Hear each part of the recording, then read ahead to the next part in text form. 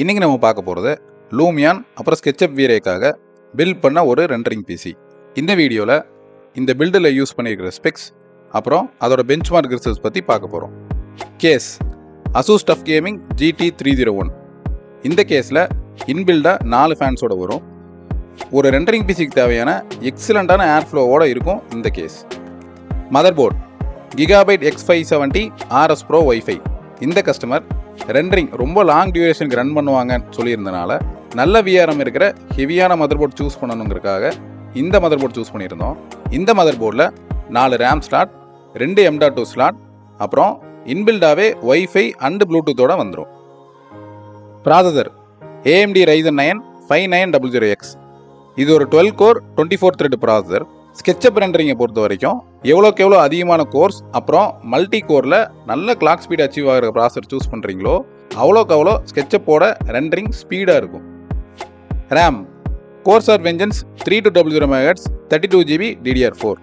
2 16GB ஸ்டிக்காக provide பண்ணியிருக்கோம் dual சேனலுக்காக. இந்த பில்டில் ஹார்ட் டிரைவே கிடையாது. ஸ்டோரேஜுக்காகவும் நம்ம NVMe SSDயை ப்ரொவைட் பண்ணியிருந்தோம்.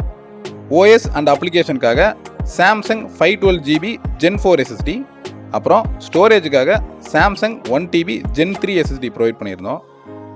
நீங்கள் பிசி பில்டு பண்ணும்போது Gen 4 SSD வாங்குறதுக்கு ட்ரை பண்ணுங்கள். Samsung Gen 4ஓட ஸ்பீடு சான்ஸே இல்லை, ரொம்ப எக்ஸலண்ட்டாகவே இருந்தது.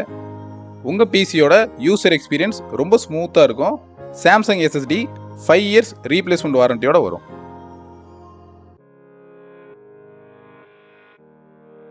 Power supply Asus ROG Strix 750 watts 80+ gold fully modular. Asus power சப்ளையோட குவாலிட்டி ரொம்ப எக்ஸலண்ட்டாக இருக்கும். இந்த பர்டிகுலர் மாடல் 10 years வாரண்டியோட வரும். CPU கூலர் அப்படிங்கிறது ஒரு கஸ்டமைஸ்டு சொல்யூஷன் தான். நீங்கள் ஒரு பேக்டு AIO வாங்குறத விட நீங்களே உங்கள் CPU கூலரை கஸ்டமைஸ் பண்ணிங்கன்னா அதோட பெர்ஃபார்மன்ஸ் ரொம்பவே எக்ஸலண்ட்டாக இருக்கும். இந்த பில்டில் Asetek 360mm ரேடியேட்டர் கூட நம்ம பேர் பண்ணியிருக்கிறது 3 நாக்டா 120mm ஃபேன். இந்த பேரோட பெர்ஃபார்மன்ஸ் ரொம்பவே எக்ஸலண்ட்டாக இருந்தது. உண்மையை சொல்லணும் அப்படின்னா இது வரைக்கும் நாங்கள் பார்த்த CPU கூலர்லேயே இந்த பேரோட பெர்ஃபார்மன்ஸ் தான் ரொம்ப எக்ஸலண்ட்டாக இருந்தது. Graphic card Asus TUF gaming RTX 3070 Ti OC 8GB. Lumion ரெண்டரிங்கை பொறுத்த வரைக்கும் கிராஃபிக் கார்டு ரொம்ப முக்கியம். நீங்கள் எவ்வளோக்கு எவ்வளோ ஹைரண்ட் கிராஃபிக் கார்டு வாங்குறீங்களோ அவ்வளோக்கு அவ்வளோ லூமியானோட ரெண்டரிங் டைம் சேவ் ஆகும்.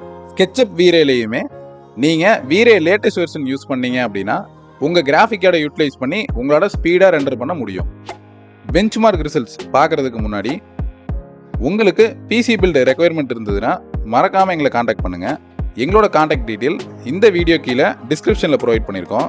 உங்களோட யூசேஜுக்கு ஏற்ற மாதிரியும் உங்களோட பட்ஜெட்குள்ளேயும் ஒரு எக்ஸலண்ட்டான பிசி எங்களால் ப்ரொவைட் பண்ண முடியும். நாங்கள் தமிழ்நாடு ஃபுல்லாக பிசி டெலிவரியும் பண்ணுவோம். டிஸ்கிரிப்ஷனில் இருக்கிற லிங்க் கிளிக் பண்ணி எங்ககிட்ட பிசி கொட்டேஷன் வாங்கிக்கலாம். லூமியான் 11.5ஓட 3rd எக்ஸாம்பிள் ப்ராஜெக்ட் ஓப்பன் பண்ணி அந்த ஃபுல் ஃபோட்டோ செட்டை ஃபுல் ஹெச்டியில் ரெண்டர் பண்ணி பார்த்ததில் இந்த பிசி 1 minute 21 seconds முடிச்சிருக்கு. லூமியான் 11.5ஓட 7th எக்ஸாம்பிள் ப்ராஜெக்ட் ஓப்பன் பண்ணி அந்த வீடியோவை ஃபுல் ஹெச்டியில் ரெண்டர் பண்ணி பார்த்ததில் இந்த பிசி 15 minutes 25 seconds முடிச்சிருக்கு. இப்போது ஸ்கெட்சப்பில் செக் பண்ணி பார்க்கலாம். இந்த ஸ்கெட்சப் சாம்பிள் ஃபைல் இந்த வீடியோ கீழே டிஸ்கிரிப்ஷனில் அட்டாச் பண்ணியிருக்கோம்.